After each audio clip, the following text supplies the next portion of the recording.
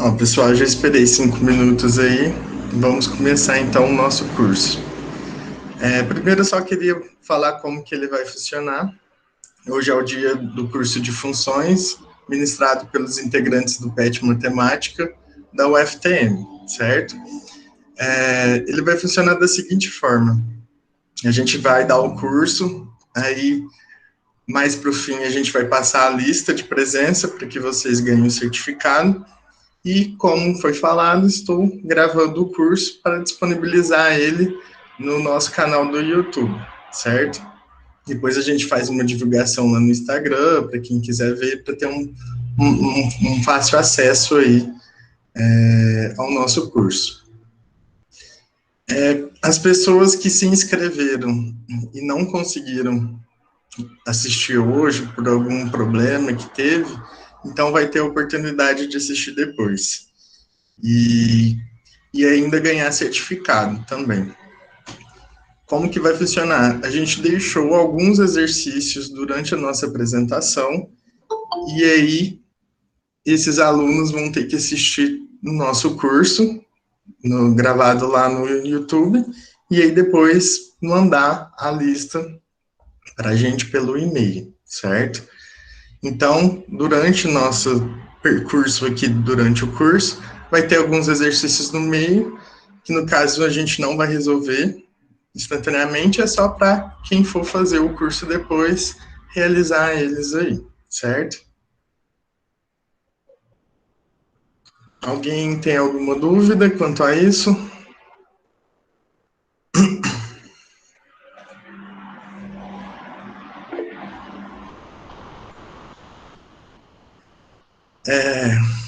Quem vai apresentar hoje são os petianos. Meu nome é Tarley Afonso, o Gabriel, o Cleomir e o Miguel, certo? Hoje nós 4 que vamos estar aí essa manhã com vocês, no curso de funções. Então, bora lá começar. Curso de funções do PET Matemática. Pode passar aí para mim também. Conjuntos. A gente vai começar dando uma base inicial do que a gente utiliza para as funções, e a gente vai começar com os conjuntos. Ele é uma noção primitiva e aparece intuitivamente quando consideramos um agrupamento qualquer. Então, qualquer grupo que a gente tiver, a gente pode considerar como conjunto. Se eu pegar, por exemplo, vou pegar um grupo de pessoas de uma certa família. Então, ele vai ser um conjunto. São elementos com a mesma característica. Se eu pegar da família, por exemplo, da família Rezende, então é um conjunto da família Rezende, certo? Um conjunto ele é formado por objetos, que a gente chama de seus elementos. Então, esses elementos são o que vai estar dentro do nosso conjunto, tá? Por exemplo, o exemplo que eu peguei da família, os elementos deles são os membros da família, o pai, mãe, irmã e assim por diante. Esses conjuntos podem ser representados por meio de um diagrama. É uma forma mais fácil da gente representar, que a gente entende melhor, mais fácil visualmente de enxergar o conjunto, certo? Pode passar, então, Mir. Aí tem o nosso diagrama de Venn. Ele é geralmente representado de uma forma circular, às vezes oval, e aí ele é fechado, para mostrar que é um grupo, um conjunto ali fechado, certo? Então, a gente, por exemplo, o conjunto, aqui no diagrama de Venn, o conjunto A. A gente tem o elemento 1, 3, 5, 7 e 9. Então, o conjunto é o conjunto A e os elementos são os números que estão ali dentro. A relação entre o elemento e o conjunto. Se um objeto X goza das propriedades ou satisfaz as condições do conjunto A, dizemos, então, que o X pertence a A. Então, se o X tem uma certa característica que atende ao conjunto a gente fala que o X, o elemento X, vai pertencer a esse conjunto A. E aí a gente vai usar a seguinte notação, que é esse ezinho aqui, normal. Aí tem o x pertencente a A, certo? Embora, se um objeto x não satisfaz as condições, não tem as mesmas propriedades que o conjunto A quer ali, precisa, dizemos que o x não vai pertencer a A. Então, a gente usa essa notação aqui, que x não pertence a A, com um ezinho cortado. Então, se ele não tem as características, se eu pegar, por exemplo, um grupo de números, os números primos. Se eu pegar o número 2 vai pertencer a esse conjunto dos números primos. Mas se eu pegar o número 4 não é primo, então ele não pertence a esse grupo dos números primos.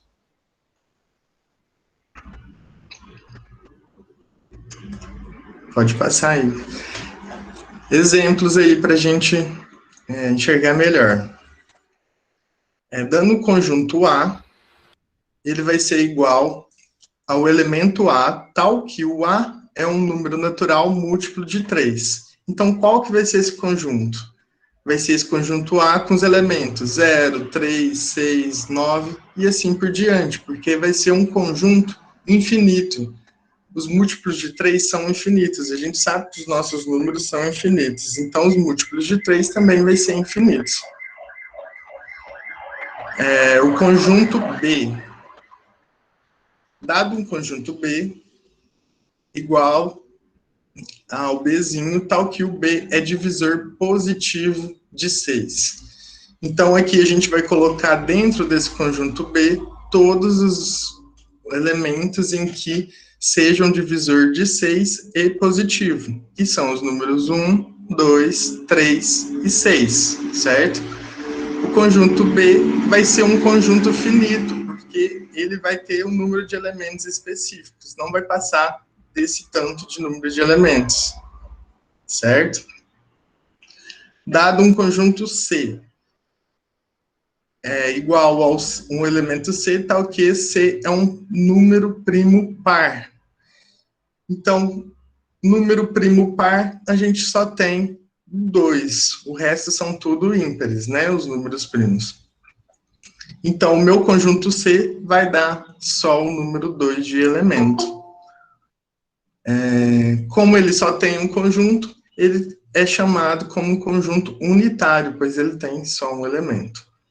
E dado o conjunto D igual a Dzinho, tal que Dzinho é um número inteiro e D é igual a 3 sobre 2. Se a gente pegar o D, tem que ser igual a 3 sobre 2. 3 sobre 2 não é um número inteiro. É 1,5, não vai ser um número inteiro. Então, se eu pegar, ele não satisfaz as duas condições. Ou ele vai ser inteiro, ou ele vai ser igual a 3 sobre 2.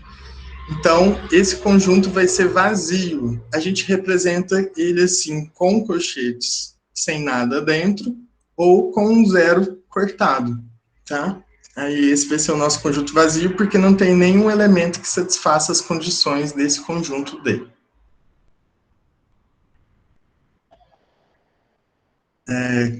Considerando o conjunto A igual a B, C, D.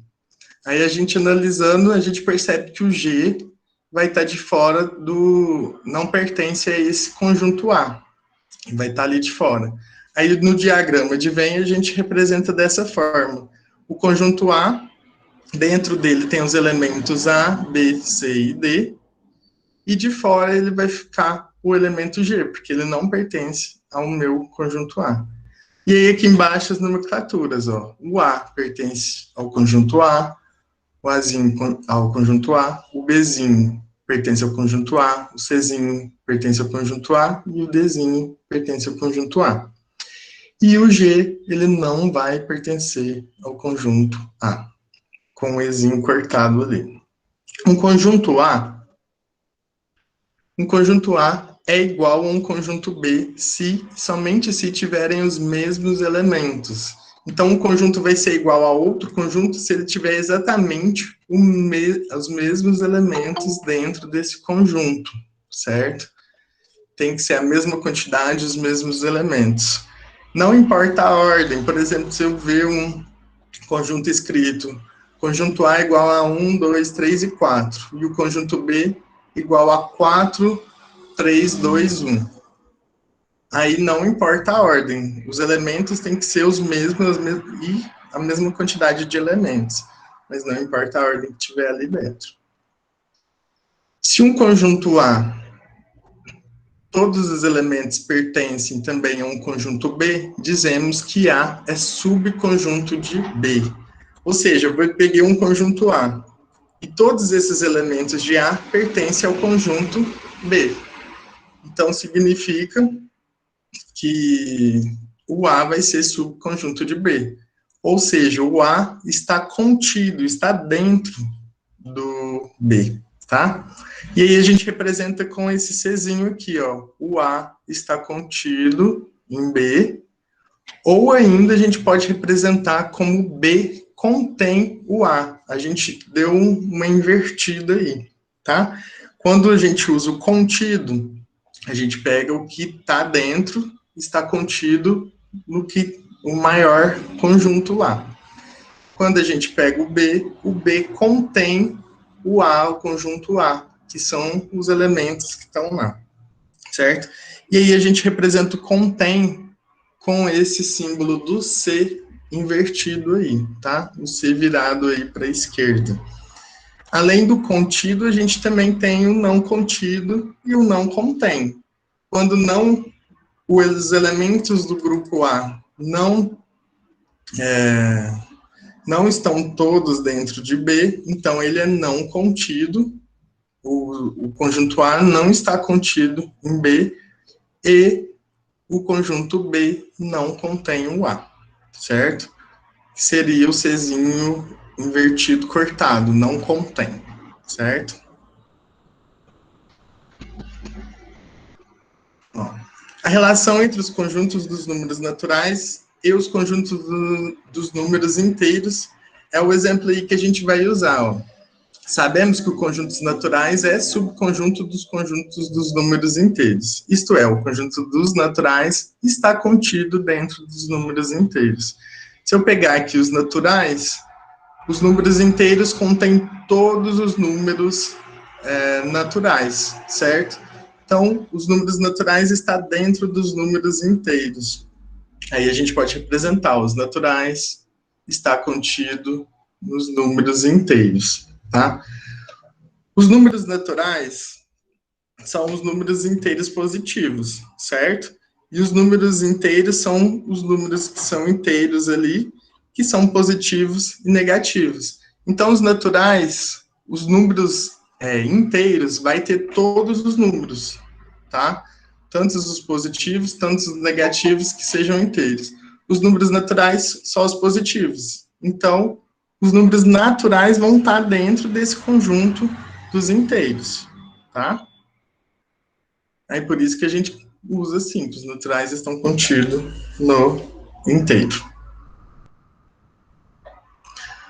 Operações entre conjuntos. Dados os conjuntos A e B, definimos a união de A e B, o conjunto formado pelos elementos de A ou de B. Denotamos a união de A e B por A, U, B. Esse união a gente vai representar ele com U para cima aí, tá? E aí, então, o conjunto de A com união com B são todos os elementos de A, mais todos os elementos de B. A gente vai juntar os dois grupos e formar um grupo maior. Então, o X vai pertencer à união com B se, somente se o X pertencer ao A ou se o X pertencer ao grupo, ao conjunto B, certo? Ou ainda temos a opção dele pertencer aos dois grupos. Então, aí ele vai estar dentro dessa união aí também.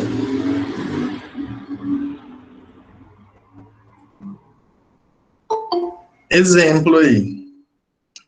Considerando o conjunto A igual a 1, 2, 3, 4, e o conjunto B igual a 3, 4, 5, 6 e 7. A união entre eles é dada por A união com B, o Uzinho que representa união, vai ser igual à junção dos dois elementos. Do conjunto A, eu peguei o 1, 2, 3 e 4. Do conjunto B, eu já tenho 3 e 4 no A, então não preciso repetir. E eu pego o 5, 6 e o 7, que estava faltando. Então, a união do A com o B vai ser o 1, 2, 3, 4, 5, 6 e o 7. São esses 7 elementos aí, certo? E aí, no diagrama de Venn, ficaria da seguinte forma. A gente pega o A, o conjunto A, mais o conjunto B. A união dos dois é todo esse azulzinho junto com o rosa. São todos esses elementos que estão nesse desenho aí, tanto no azul quanto no rosa, certo?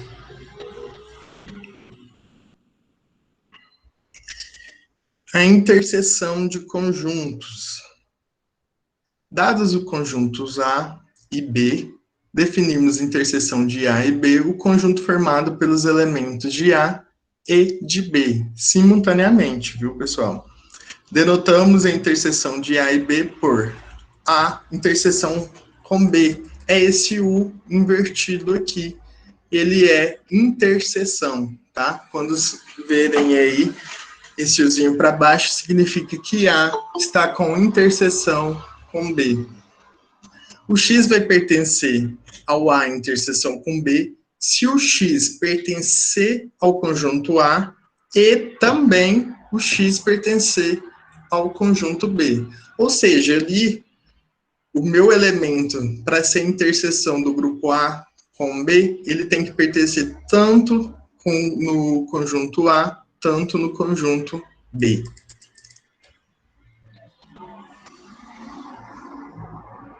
Um exemplo aí, considerando novamente os conjuntos, o A sendo 1, 2, 3 e 4, e o B sendo 3, 4, 5, 6 e 7, temos que os elementos que pertencem ao conjunto A e ao conjunto B simultaneamente são o A interseção com B vai ser o 3 e o 4. Por quê? São os únicos elementos que repetem nos dois grupos. No A eu tenho o 3 e o 4, e no B também eu tenho o 3 e o 4. O resto dos números não repete. Então, só o 3 e o 4 vai ser a interseção desses dois grupos. A forma da gente representar aí no diagrama de Venn fica da seguinte forma aqui, ó. O A interseção com B, a gente tem o grupo A, o B vai ser só esse miolo aqui, ó, que vai ser o 3 e o 4, que vai ser o 3 e o 4 aqui, certo?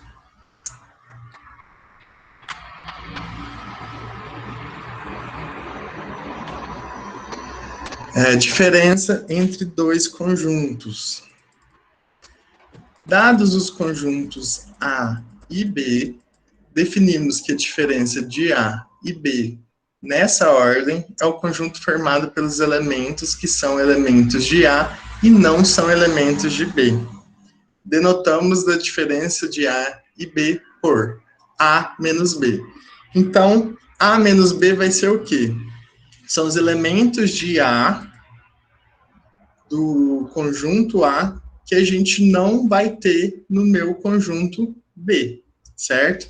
Então, X pertence a A menos B, o X vai ter que pertencer a A e X não vai pertencer a B, certo?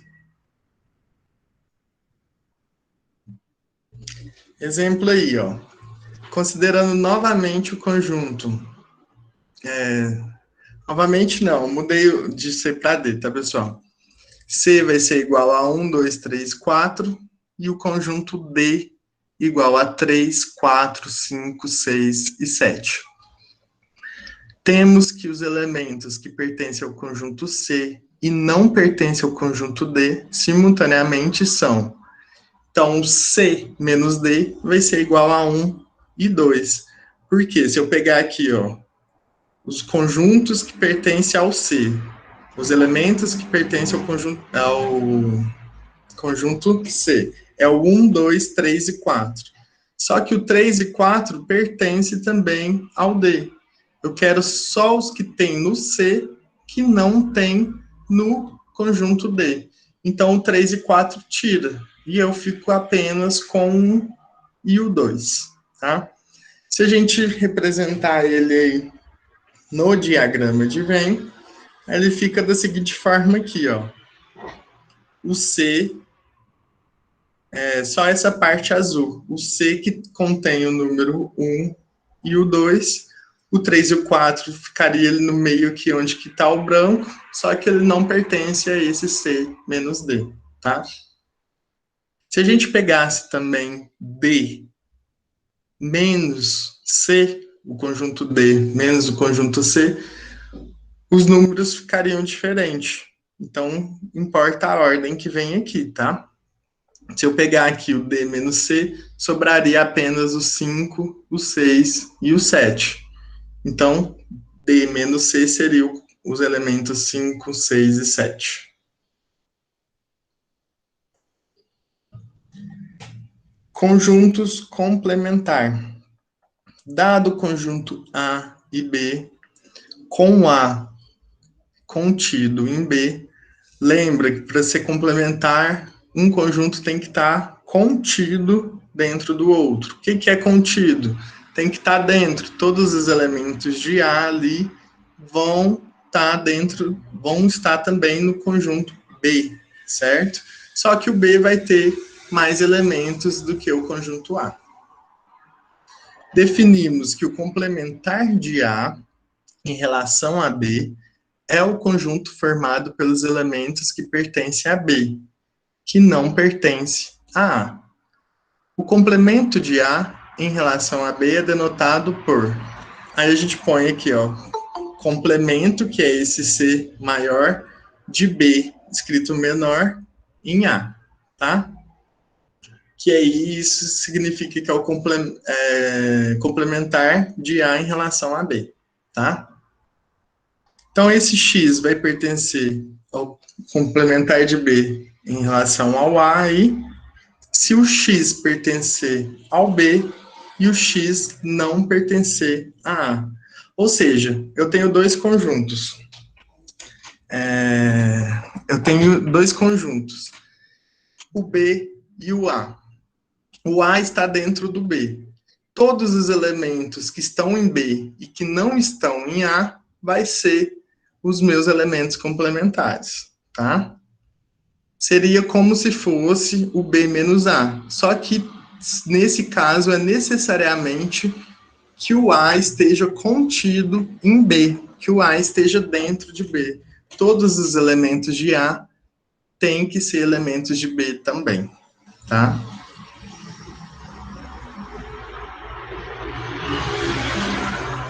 Aí os conjuntos numéricos que a gente conhece aí. A gente tem os seguintes conjuntos numéricos. Os conjuntos dos números naturais, que são esses números inteiros aí, positivos, 1, 2, 3, 4, 5, e ele é infinito, né? Nossos números são infinitos. Tem autores que consideram zero como elemento do conjuntos naturais e tem autores que consideram que o zero não é um número natural. Aqui a gente colocou como o zero não sendo um número natural, tá? Porque ele é considerado um número neutro e aí muita gente não considera ele dentro dos números naturais. Conjunto dos números inteiros. São os nossos números inteiros positivos e os nossos números inteiros negativos. Ele é infinito, tanto para o lado positivo, tanto para o lado negativo. E temos também os conjuntos dos números racionais, que ele é representado por esse Qzinho aí, e aí ele é o A dividido por B, sendo que o A e o B pertencem ao meu conjunto dos números inteiros, com o meu B sendo diferente de zero. Meu denominador ali não pode ser igual a zero, senão dá um número aí indeterminado. Então, o meu conjunto dos racionais são as nossas frações, tá? São as nossas frações que dão divisões exatas.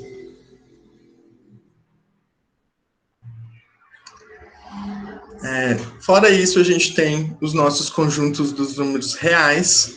Os números reais são todos os números que são naturais, que são inteiros, que são os racionais, e ainda com união com os nossos números irracionais. Então, os meus números reais vão englobar todos esses números aí. São a união de todos esses conjuntos anteriores citados. Os conjuntos dos irracionais são todos os meus conjuntos dos reais menos o conjunto dos racionais. Ou seja, o que sobrou aí para ser os irracionais? São todos os nossos números que não dão exatos aí, assim dizendo. São as nossas dízimas periódicas, não periódicas. Os meus números racionais são igual o número π, raiz de 2, raiz de 3, e todas essas frações que não são exatas, que vão dar dízimos, que depois da vírgula vai ser infinito, certo? Então, todos esses números que depois da vírgula vão ser infinitos vão estar dentro desses números irracionais, tá? Isso mesmo. Aqui um diagrama para a gente enxergar um pouco melhor. A gente vai ter aqui os números naturais, dentro, englobando ele aqui, os números inteiros, que é esse Zzinho. Depois a gente tem os números racionais, que é esse azulzinho aqui, representado pela letra Q.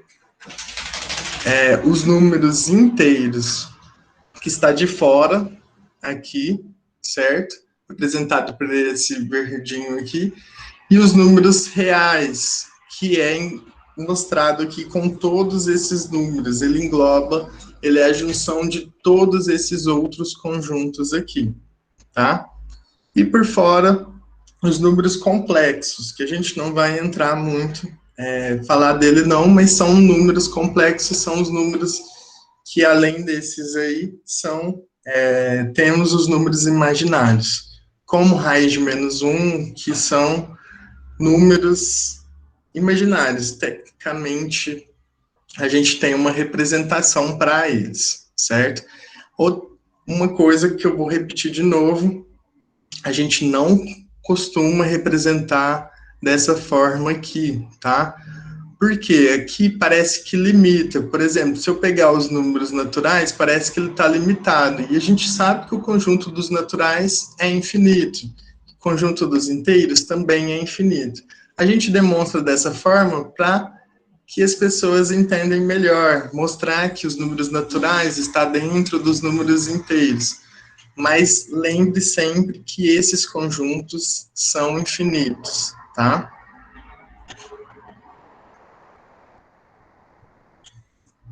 Aí, agora que a gente falou um pouquinho de conjuntos, a gente vai entrar no sistema cartesiano ortogonal de coordenadas.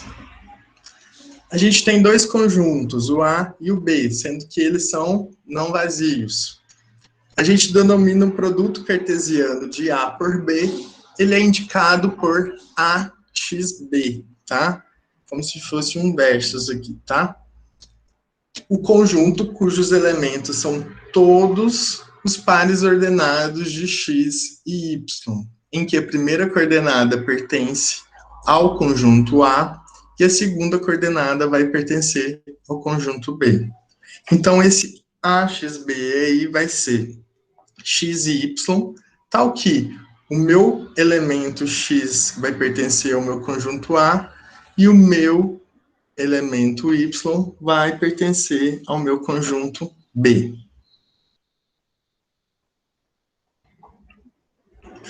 Aí uma das maneiras que a gente tem para representar essa relação aí é por meio do plano cartesiano ortogonal. ele consiste em dois eixos perpendiculares, ou seja, que faz 90 graus, que é o eixo X e o eixo Y. O eixo X a gente representa horizontal, e aí a gente chama ele que é o eixo das abscissas, e o eixo Y a gente representa ele na vertical, que são o eixo das ordenadas. Os eixos se cruzam num ponto que a gente denomina o ponto de origem, que é aquele ponto que a gente conhece como ponto 0, 0. Ele está no zero no eixo das abscissas e no zero no eixo das ordenadas. E aí, esse cruzamento dos dois eixos divide o nosso plano em 4 regiões, que a gente chama essas regiões de quadrantes. Aí a gente pegando aqui, ó, o eixo X está representado aqui horizontalmente, que é o meu eixo das abscissas. O meu eixo Y está vertical, que é o meu eixo das ordenadas, tá? Então, se eu pegar aqui, ele dividiu em 4. A gente começa a contar o primeiro quadrante, esse de cima aí do lado direito, que é o meu primeiro quadrante. A gente considera ele como primeiro quadrante por quê? Se a gente pegar aqui o cruzamento, ele vai ser 0, 0. Se eu pegar os números à direita, no eixo X, vão ser positivos, vamos contar 1, 2, 3, 4, e a esquerda vai ser negativo, menos 1, menos 2, menos 3, menos 4. Se eu pegar aqui agora no meu Y, se meu ponto de cruzamento é 0, se eu pegar para cima, ele vai ser positivo, 1, 2, 3, 4, 5, e se eu pegar para baixo, ele vai ser negativo, menos 1, menos 2, menos 3, menos 4. E assim por diante, infinitamente, né? Então, meu primeiro quadrante ele vai ser positivo tanto para x quanto para y, tá? Então, meu x vai ser maior que 0, meu y vai ser maior que 0. Aí depois eu passo para o segundo quadrante, vou para a esquerda aí. O meu x agora vai ser negativo, vai estar antes do meu 0 aqui. E o meu y vai ser positivo, tá? Maior que 0. Depois vou para o terceiro quadrante. O meu x vai ser negativo, que vai estar antes do 0. E o meu y também vai ser negativo, vai estar para baixo aqui do ponto de origem. Então, x vai ser menor que 0, y menor que 0, ambos negativos. E por último, o quarto quadrante aqui, em que o meu x vai ser positivo, que ele vai estar à direita do ponto de origem, e o meu y vai ser negativo, que ele vai estar para baixo do meu ponto de origem.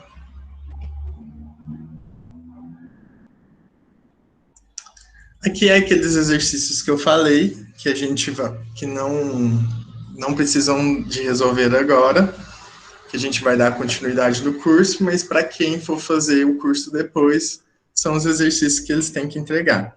Eu só vou ler para que eles possam fazer depois. O exercício 1 é a união do conjunto A.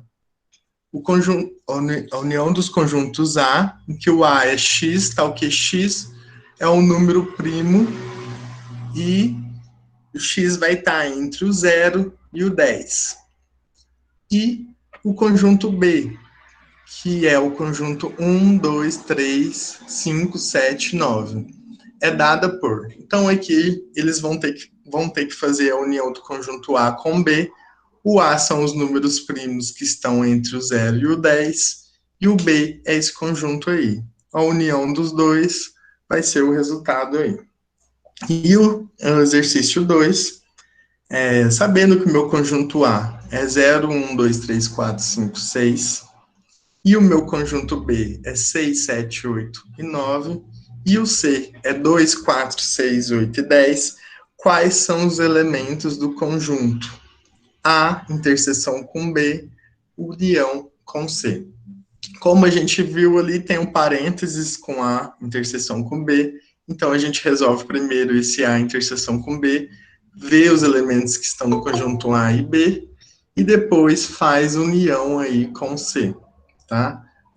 Esse vai ser os resultados. Agora eu vou passar a palavra para o Cleomir. Obrigado, Tarly. Já foi falado sobre os conjuntos, né? E sobre o plano cartesiano. Aí agora a gente pode trabalhar a ideia do conceito de funções e as construções de gráficos de umas funções. Então, inicialmente, vamos introduzir o conceito de função. Então, o que é uma função? Então, seja os conjuntos A e B não vazios, uma relação de f de A em B é uma função quando associa a cada elemento de X pertencente ao conjunto de A um único elemento de Y pertencente a B, ao conjunto B. E essa função ela é denotada por f, a relação com B. Então, esse conjunto de A, ele, na função, ele é denominado como domínio da função. Ele é denominado como domínio da função. E o conjunto de B, ele é denominado contra domínio.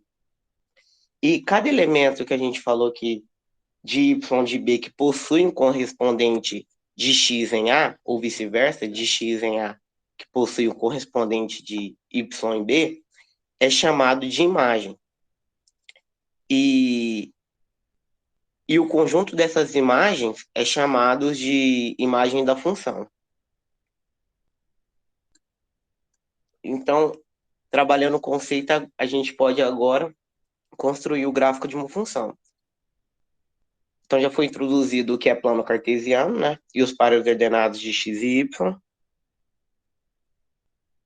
Então, para construirmos um gráfico de uma função f, indicamos em um plano cartesiano os pares de x e y, com x pertencente ao domínio da função e y igual ao nosso f de x.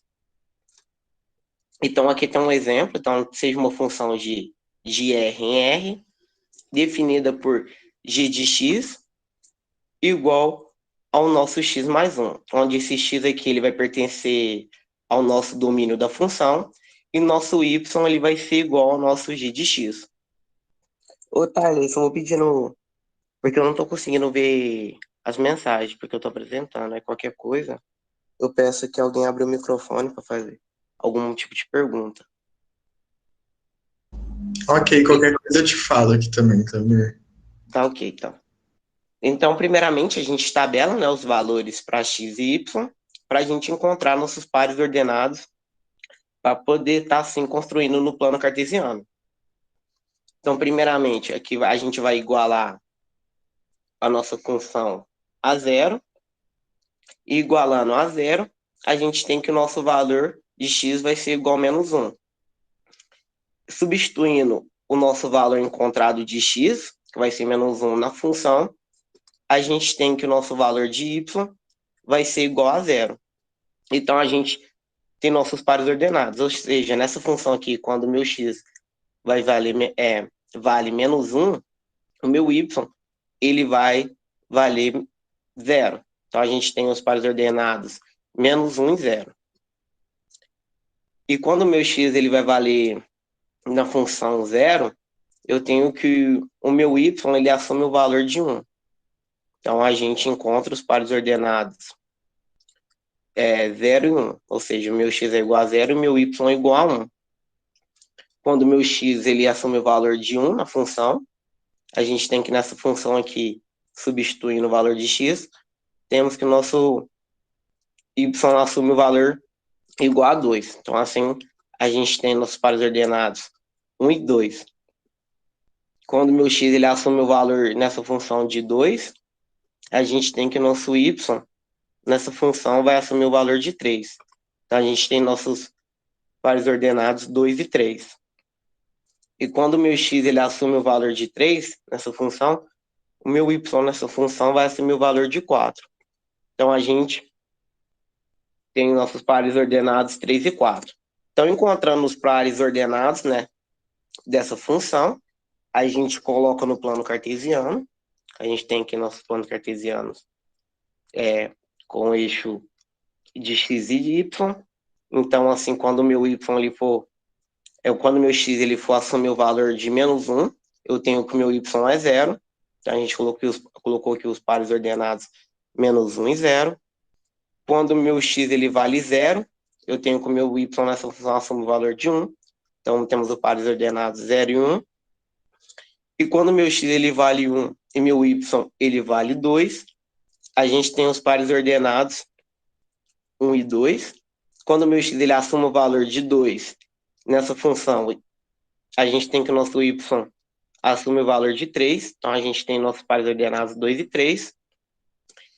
E quando o meu x ele assume o valor de 3 nessa função, a gente tem nossos pares ordenados, meu y assume o valor de 4 e a gente tem nossos pares ordenados 3 e 4. Então, visto que é uma função de primeiro grau, que vai ser explicado mais para frente, a gente vai ter uma reta, onde ela tem que ser traçada passando por todos os pares ordenados, e assim a gente constrói o gráfico dessa função, de g de x igual a x mais 1, onde meu x ele vai pertencer, ele vai assumir os valores pertencendo ao domínio da função, e o meu y vai ser igual ao meu g de x. Então, aqui a gente tem um gráfico dessa função. É uma reta que passa por esses pares ordenados. Como o Tarley falou, aqui tem uns exercícios bem básicos, que é para ser feito depois, para quem for assistir a aula gravada. Então, a gente pede aqui para identificar a função dada pelo gráfico.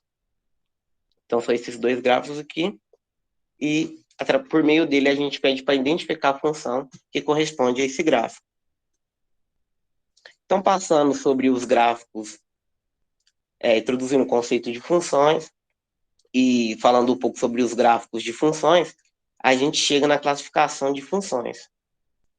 Então, uma função ela pode ser injetiva ou injetora, ela pode ser sobrejetiva ou sobrejetora, e quando a função ela é injetiva e sobrejetiva, ou seja, quando ela é injetora e sobrejetora ao mesmo tempo, simultaneamente, dizemos que é uma função objetiva ou objetora. E também temos a função inversa. Então, uma função injetora é quando dizemos que uma função f ela é injetiva quando elementos diferentes do domínio estão associados a elementos distintos do contradomínio. Ou seja, para cada domínio, a gente tem um contradomínio. Então, para ela ser uma função injetora, o domínio, um elemento do domínio, ou seja, um elemento do meu conjunto A, ele pertence a um único contradomínio diferente. Ou seja, a gente não vai ter dois elementos do nosso conjunto A tendo o mesmo contradomínio no conjunto B. Esses dois aqui, esses elementos aqui, eles não podem ter o mesmo contradomínio para ele ser injetora. Então, aqui a gente tem um exemplo onde a gente tem o conjunto A, ele relacionando apenas a um elemento do contradomínio. E observa aqui alguns exemplos de provando que ela não é injetora. Quando a gente tem elementos do conjunto A tendo contradomínios semelhantes, ou seja, tendo o mesmo contradomínio. Então, para ela ser injetora, ela tem que ter um domínio. Então, para cada domínio, ela tem que ter uma imagem diferente. Visto que a imagem são as relações. Então, temos a função sobrejetora. Então, dizemos que uma função ela é sobrejetiva ou sobrejetora quando todos os elementos do contradomínio estão associados com algum elemento do domínio. Uma função f ela é sobrejetora se e somente se para todo y pertencente ao contradomínio, ou seja, para todo y pertencente ao nosso conjunto B, existir um x pertencente ao nosso domínio da função, ou seja, um x pertencente ao nosso conjunto A, tal que f de x seja igual a y. Ou seja, para ela ser sobrejetora, o nosso contradomínio tem que ser igual à imagem. Então, não pode sobrar elementos do conjunto B sem relação com elementos do conjunto A. Mas ela pode ser sobrejetora, ao contrário da injetora. Ela pode ter para um domínio, por exemplo, dois elementos do domínio, um contradomínio semelhante. Então, a gente tem aqui alguns exemplos de função sobrejetora, onde não restou nenhum elemento no conjunto B de contradomínio, onde todos os elementos do conjunto A teve relação com os elementos do conjunto B. E aqui um exemplo de um diagrama de uma função não sobrejetora, onde os elementos do conjunto A relacionou com o conjunto B, mas sobrou elementos no conjunto B que não se relacionaram com os elementos do conjunto A. Então, quando se sobra elemento do conjunto B, ou seja, nossos elementos do conjunto do conjunto de contradomínio sobrando, ela não é uma função sobrejetora. Então, uma função bijetora dizemos que é uma função objetiva quando a nossa função ela é injetora e sobrejetora simultaneamente, ou seja, ela tem que satisfazer tanto como função injetora, tanto como função sobrejetora. Uma função f ela é bijetora se para todo x1 pertencente ao domínio da função e x2 pertencente ao domínio da função, com o nosso x1 diferente de x2, tivermos um f de x1 diferente de f de x2 e o nosso contradomínio for igual à imagem. Ou seja, ela tem que satisfazer as condições de injeção e de sobrejeção. As condições de injeção é aquela que nossos elementos do conjunto A, eles não têm um contradomínio semelhante, ou seja, eles não estão ligados, dos elementos do conjunto A, eles não vão ser ligados ao mesmo contradomínio, vão se relacionar ao mesmo contradomínio, e as condições da sobrejeção é que não pode sobrar nenhum elemento do nosso contradomínio que não se relaciona com A. Então, por exemplo, aqui a gente tem o menos 1 relacionando com o 4, o 0 relacionando com o 0 no contradomínio, 1 relacionando ao menos 4 e o 2 relacionando ao menos 8. Então, note que nesse exemplo aqui não sobrou nenhum elemento do nosso contradomínio, sem se relacionar com o domínio, ou seja, o nosso contradomínio ele é igual à nossa imagem, e nenhum elemento do nosso conjunto A, do nosso domínio, teve um contradomínio semelhante. Então, para ela ser uma função bijetora, ela tem que satisfazer tanto as condições da função injetora e da sobrejetora, ao mesmo tempo. Cleomir, teve uma pergunta aí do Anderson Franca. Ele quer saber como que lê. O X é domínio, e aí ele vai estar ligado com um Y, que é imagem. E aí esse Y é igual a f de x, que é a função de x. Tá? Sim, no caso você colocou aí, deu para entender. O X, ele está relacionando com o Y. Que no caso o X, ele vai ser o domínio, e nosso Y, ele vai ser o contradomínio. E essas relações que acontecem são chamadas de imagens da função. Por exemplo, aqui a relação de menos 1 com 4 é uma imagem, a relação de 0 com 0 é uma imagem, onde esse conjunto B aqui, ele é nosso contradomínio, e o nosso conjunto A, ele é nosso domínio. Ficou claro? Deu para entender?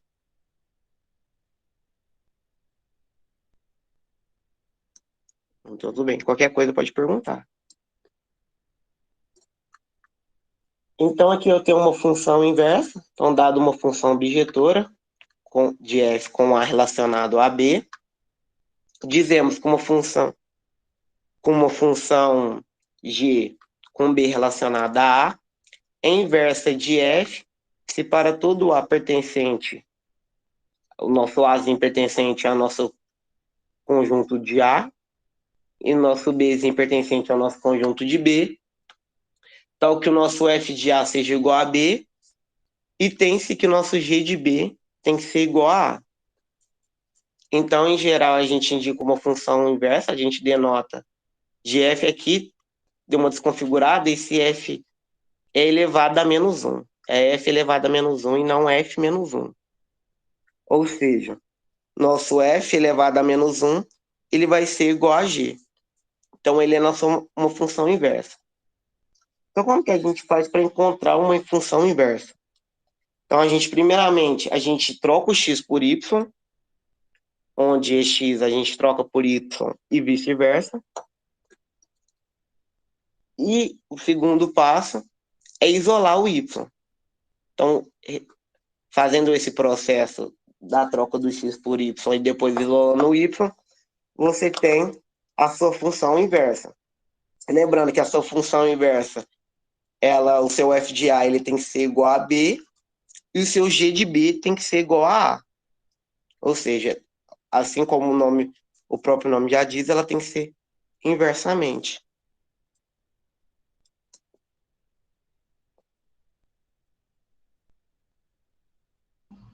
O Magid perguntou se as sequências podem ser funções. Como assim sequências? A gente pode pegar, vou falar aqui, as sequências, se ela estiver interligada com uma outra sequência, aí a gente pode considerar Uma função. função. Sim, Tá? sim. Entendi o que ele quis dizer. Uhum. Se Eu uma bem. sequência ela estiver interligada com outra sequência do conjunto, ela pode ser considerada uma função. Porque a definição de função é que o conjunto A ele não pode o conjunto A ele não pode ter um elemento do conjunto A ele não pode ter duas imagens. Então, se, por exemplo, um elemento único do A, por exemplo, só voltando aqui, por exemplo, não vai ser função se esse elemento aqui, por exemplo, do meu conjunto A, ele pertencer a dois elementos do contradomínio, ele se relacionar a dois elementos do contradomínio. Por exemplo, se o elemento A ele possui duas imagens, não é considerado função. Então, se uma sequência ela é interligada à outra, ela pode ser considerada função, sim. Então, aqui eu tenho uma função composta. Então, dado uma função f com A relacionada a B, e uma função de G com B relacionada a C, a função composta de G com F é representada por GOF. Já a função composta de F com G é representada por FOG. Então, elas são denotadas desse jeito, FOG de X, ou pode ser também encontrada por F, entre parênteses, G de X. E GOF de X pode ser encontrada também como G entre parênteses, F de X. Então, aqui a gente tem um diagrama da função composta, onde nosso conjunto A eles são os elementos de X, e nosso conjunto B são nossos elementos de Y, ou seja, nossos elementos F de X. E a função composta ela vai ser dada por G, no caso, colchete F de X. E esse GF de X ele vai ser essa função composta, ou seja, o nosso GOF, ele vai ser igual a um H. E observe que nessas funções compostas, as operações entre as funções, elas não são comutativas. Porque visto que o nosso GOF de X, ele é diferente do nosso FOG de X. Então, essas duas funções aqui, elas são diferentes. Então, as operações entre essas funções, elas não são comutativas.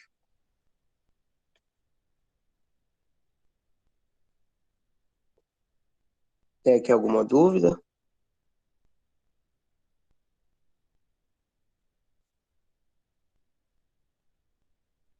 Então, vou passar, então.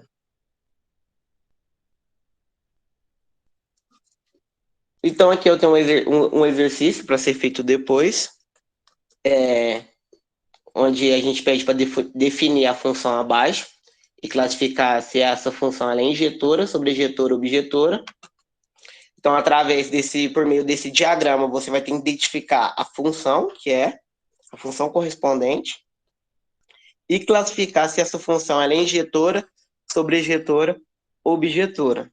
Lembrando que para ser bijetora, ela tem que ser injetora e sobrejetora simultaneamente.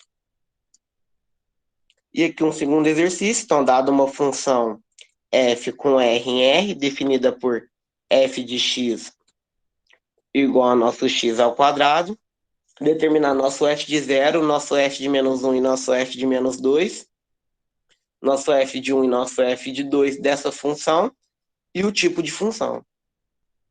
Ou seja, a gente aí tem que encontrar os nossos f de 0, f menos 1, f menos 2, f de 1 e f de 2 dessa função, e classificar se ela é injetora, bijetora ou sobrejetora.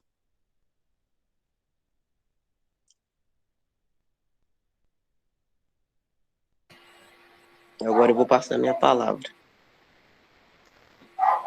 Bom dia, pessoal. Espero que todos tenham gostado bastante do curso, né? Meu nome é Miguel e eu vou tratar sobre, no curso de funções, eu vou falar sobre a função afim e também a função quadrática, certo? Ambas funções são vistas já no início, né, do ensino médio. Elas têm praticamente a parte do ensino médio é vista novamente. Então, são funções que são utilizadas bastante na matemática. Então, inicialmente, vamos comentar sobre a função afim. Como está demonstrado no slide, é uma função do conjunto reais para o conjunto de números reais, em que todo número x, a variável, pertence ao número reais, associado ao número ax mais b, sendo a e b números reais. É chamada de função afim. A gente percebe também que abaixo tem a notação de função afim, que é f de x igual a ax mais b. A função afim também, pessoal, ela pode ter algum nome, ser chamada também de função do primeiro grau, ou função polinomial do primeiro grau. Por quê? Porque o x sempre vai ter elevado a 1, certo? Que é a notação principal da função afim. Ao lado a gente vê um gráfico, né, em que a função afim é determinada por uma reta, e pode ser crescente ou decrescente, mas adiante a gente vai tratar desse assunto.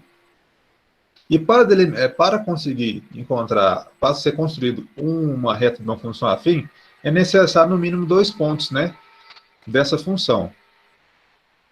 A gente percebe nesse gráfico que o primeiro ponto em que o y vai ser igual a zero, o x vai ser igual a zero, o y vai ser igual a b, e está intersectando o eixo das ordenadas, e depois a gente tem os pontos P1, P2 e P3, e que eles podem ser descobertos através da fx igual a x mais b, tá certo?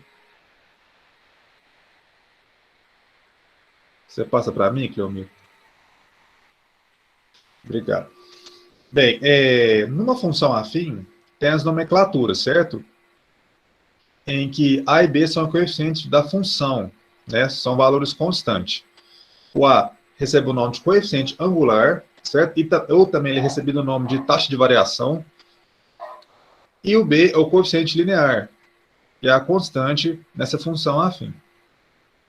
Uma coisa que é muito importante, o a tem que ser diferente de zero, porque senão vai ser uma função constante, ou seja, seria fx igual a b, né? E assim não pode ser denominado uma função afim. Uma determinação da função afim quando o meu b recebe o valor igual a zero e meu a recebe o valor igual a 1, eu vou ter a função identidade, em que meu y vai ser igual a x, certo?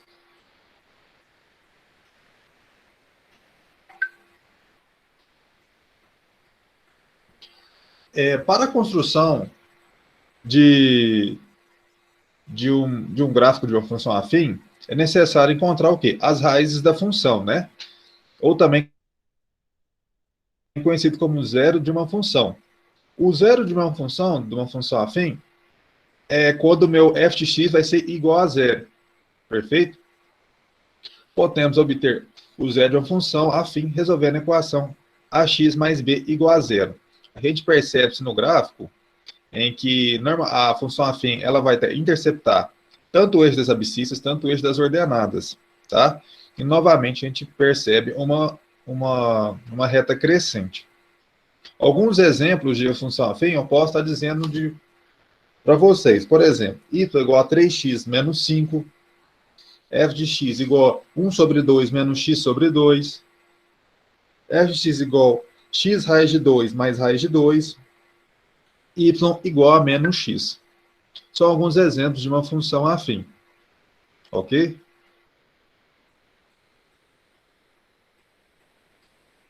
Pois bem, ou algum exemplo de uma função afim. Vai ter também a parte dos exercícios, tá, gente? Que eu vou estar também disponibilizando essa parte de função afim, função quadrática. Eu coloquei os exemplos porque até para a gente verificar que a função afim a gente pode utilizar bastante no cotidiano, né? Então, a gente vê esse primeiro exemplo de função afim. Ó, na produção de peças, uma fábrica tem um custo fixo de R$16, mas um custo variável de R$1,50 por unidade produzida, sendo X o número de peças unitárias produzidas. Determine. Letra A. A lei da função que fornece o custo de produção de X peças. Letra B. Calcule o custo de produção de 400 peças. Bem, nessa questão, o que a gente vê, o valor que vai estar variando na produção de peças vai ser o 1,5, né? Em que meu x é a variável da função, né? Então, eu posso ter infinitos valores para x, e o 16 é meu valor fixo, tá certo? Então, assim, a minha função afim vai ser determinada por 1,5x mais 16, que é também chamada função geral para esse problema. Já na letra B, a gente percebe que tem 400 peças e quer encontrar meu custo. Como eu disse anteriormente, a função afim é utilizada bastante também no cotidiano, no dia a dia de diversas profissões. Pois bem, então, se eu substituir meu x, que é a minha variável, por 400, a gente vai ter que f de 400 vai ser igual a 1,5 vezes 400 mais 16. Que 1,5 vezes 400 seria 600 mais 16. Ou seja, então, o meu f de 400 seria igual a 616. O custo para produzir 400 peças será de R$616.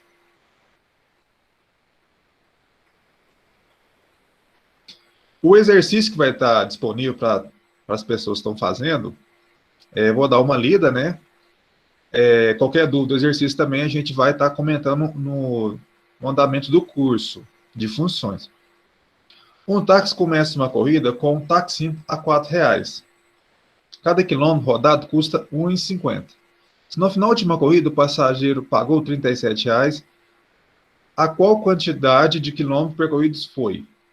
O que a gente tem que perceber no plano desse modelo é encontrar o que vai estar variando, tá? E que a gente vai ter de valor fixo. Ele verificar no problema esses dois dados e assim depois montar, utilizando a lei geral da função afim, e assim encontrando o valor dos quilômetros percorridos. É um excelente exemplo de estar dando de função afim.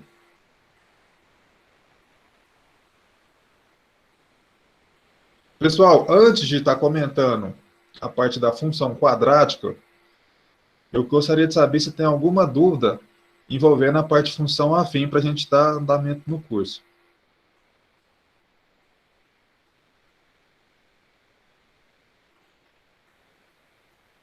Nenhuma dúvida?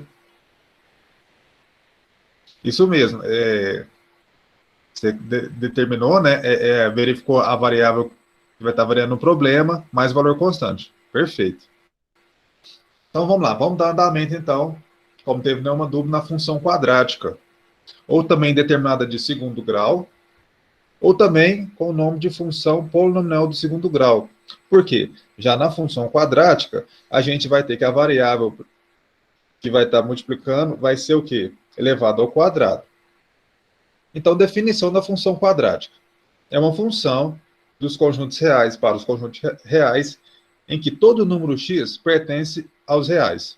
Associa o número f de x igual a x quadrado mais bx mais c, com a, b e c tendo de ser reais, é a dominada de função quadrática, em que o a tem que ser diferente de zero. Por quê? Se ele for igual a zero, vai ser bx mais c, que vai ser uma função que anterior, a função afim, e a gente não quer falar da função afim mais, seria a função quadrática. Dizemos que a, b e c são os coeficientes da função.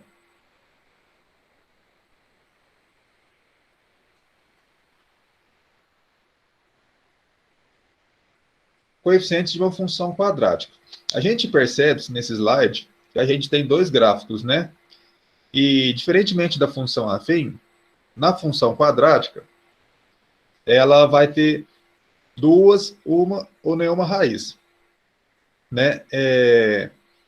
O que a gente vai perceber também é a concatividade de uma função afim. Você vai estar para cima ou vai estar para baixo. Então, no lado esquerdo, em uma função quadrática, se o coeficiente a for maior que zero, teremos no gráfico uma parábola com concavidade voltada para cima.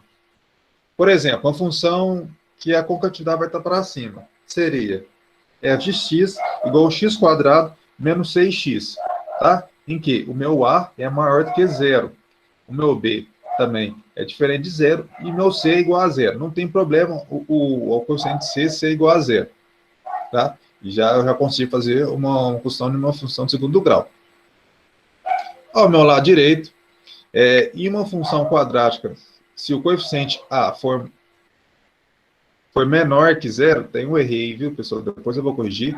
For menor que zero, teremos no gráfico uma parábola com concavidade voltada para baixo, certo? Como está demonstrado no gráfico. Por exemplo, um exemplo disso seria f de x igual a menos x ao quadrado mais 5x mais 6. Aí a gente tem um exemplo de uma função com que o gráfico vai estar com a concavidade voltada para baixo, em que meu a é menor do que zero.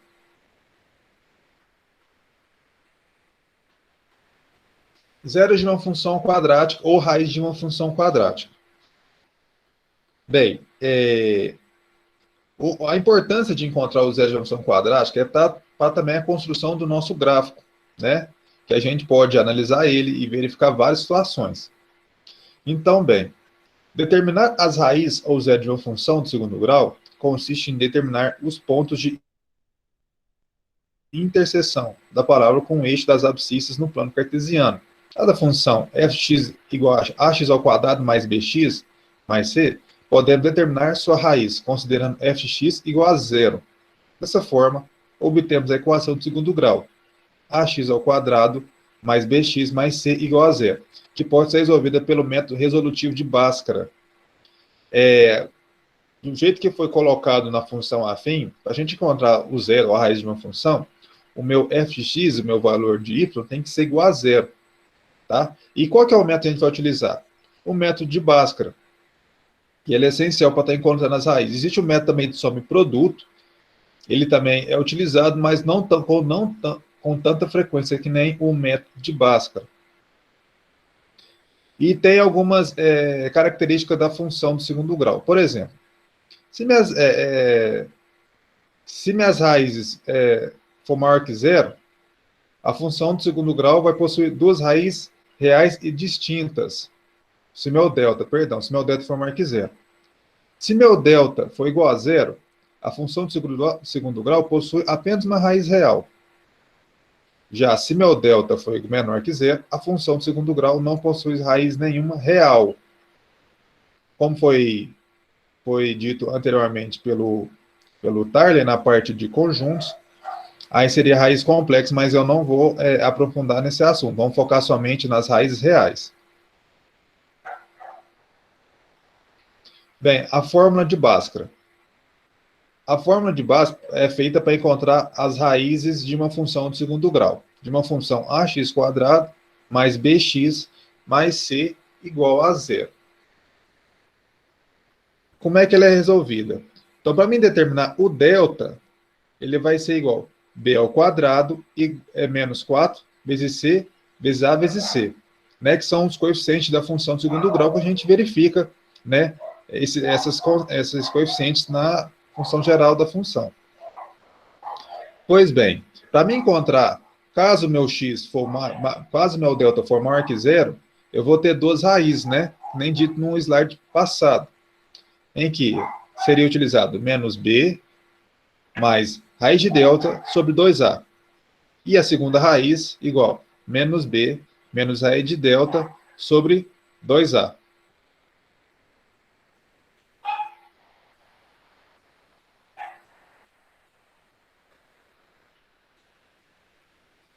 Valor máximo ou mínimo de uma função quadrática. Para encontrar o valor máximo ou mínimo de uma função quadrática, também é essencial que é encontrar diversos problemas no cotidiano que a gente pode utilizar a maximização de vários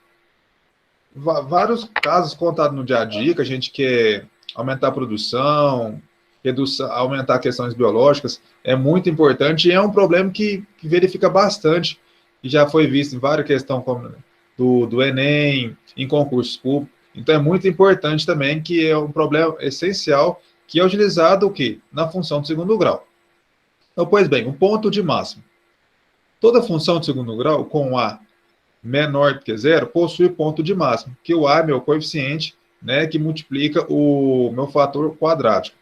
Em outras palavras, o ponto de máximo somente é possível em funções com a concavidade voltada para baixo, como mostra a imagem a seguir.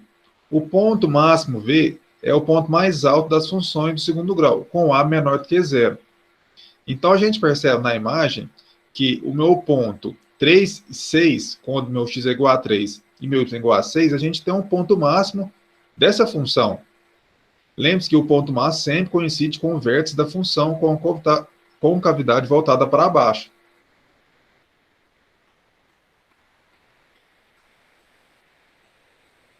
Ponto de mínimo. Toda função do segundo grau com o coeficiente a maior do que zero possui ponto de mínimo. Em outras palavras, o ponto de mínimo somente é possível em funções com concavidade voltada para cima.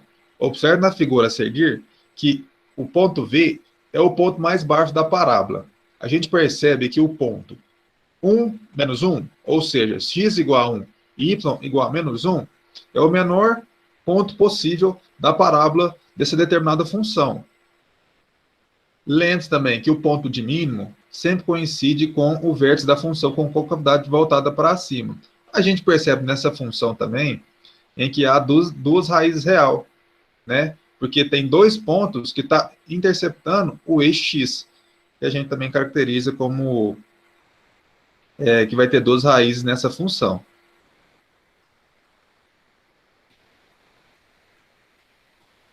Ponto de máximo ou de mínimo na lei de formação da função. Então, a gente está aqui novamente com a lei de formação da função, f de x igual a x² mais bx mais c, né? E como é que existe um cálculo já feito para a gente encontrar esse vértice do ponto de máximo e ponto de mínimo. Ou seja, o meu x do vértice, ele vai ser representado igual a menos o coeficiente b sobre 2a. E sabendo que a coordenada aí do vértice de uma função é representada por y de vértice, teremos que y do vértice é igual a menos delta sobre 4a. Portanto, as coordenadas do vértice V serão x do vértice e y do vértice. A gente percebe que para encontrar o y do vértice é necessário encontrar o delta, para a gente encontrar o y do vértice.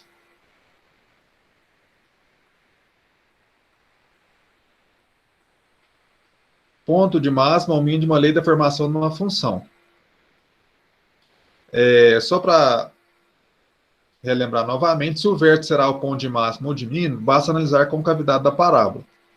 Se o coeficiente A é menor do que zero, a parábola possui um ponto de máximo.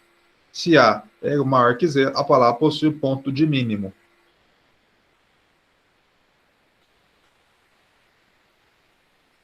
Exemplo máximo e mínimo. Determino o vértice da função f de x igual x² mais 2x menos 3. E diga se ele é ponto de máximo ou de mínimo. Então, para verificar, encontrar os pontos de máximo e de mínimo, o que a gente tem que primeiro analisar são os coeficientes A, B e C, né, dessa determinada função.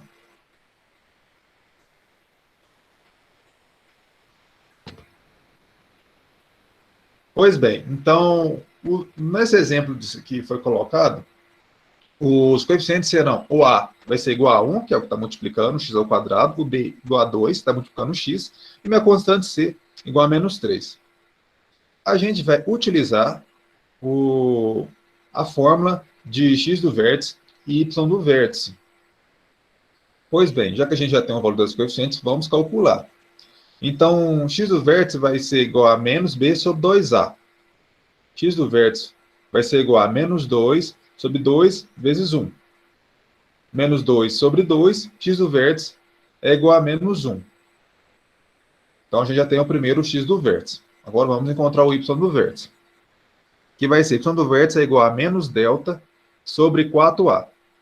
Utilizando a formulinha de básica, né? Que é o delta, ficaria assim, y do vértice é igual a menos 2 ao quadrado, entre parênteses, 2 ao quadrado menos 4 vezes 1 vezes menos 3, fecha parênteses, sobre 4 vezes 1.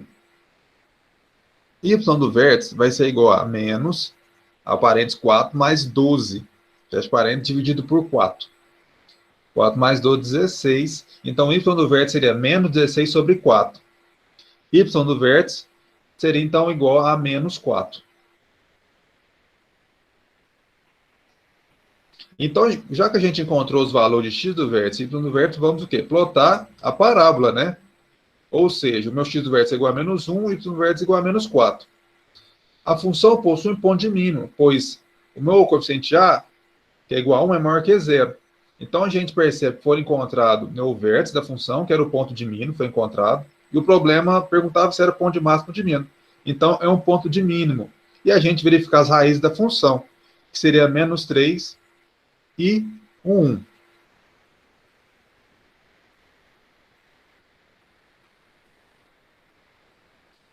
E aqui também eu coloquei um exercício, né, voltado mais para problemas práticos, né? Eu vou dar uma lida nele. Antes de dar uma lida no problema, eu gostaria de saber se alguém tem alguma dúvida na parte de função quadrática.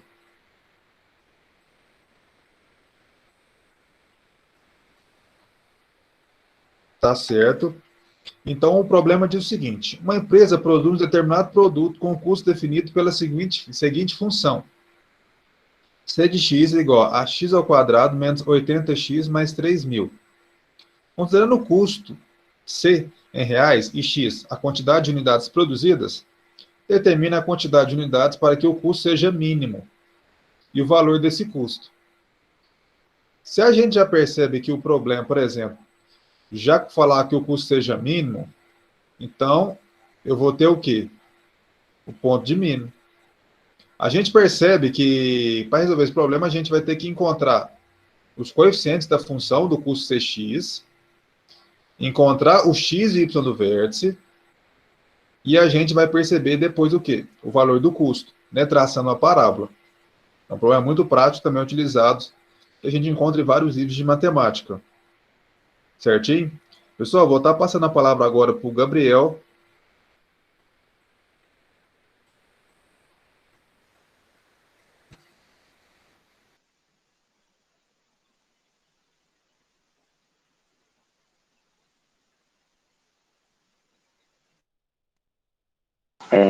Bom dia. Eu vou falar um pouco agora da função exponencial. Como o próprio nome diz, ela trata de uma função com expoentes e é uma função dos reais, nos reais positivos, que é indicada pelo mais, e diferente de zero, que é indicado pelo asterisco. Definida por f de x igual a elevado a x. A é um número maior que zero e diferente de 1. Então, uma função desse tipo ela é definida como uma função exponencial. Por que A maior que zero? Se A for menor que zero, a gente tem o problema do que a função vai estar em dois quadrantes diferentes. Por exemplo, se eu pego menos 2 elevado a x, menos 2 elevado a 1, menos 2, e menos 2 elevado ao quadrado é 4, que é positivo. Então, por isso esse A tem que ser sempre maior do que zero. A também tem que ser diferente de 0 e de 1, porque 0 elevado a qualquer número, assim como 1 elevado a qualquer número, vão ser sempre eles mesmos. Então, vai dar uma função constante. Eu trouxe como exemplo aqui a função e elevado a x. Eu não sei se vocês já conhecem, se não conhecem, vão ver agora no ensino superior, onde e é a constante de Euler. Não é nada muito complicado. Esse e é só um número, vale aproximadamente 2,71. Aqui do lado eu trouxe um exemplo da função.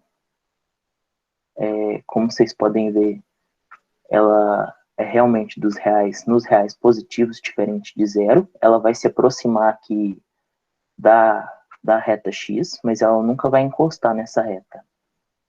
Pode passar, por favor.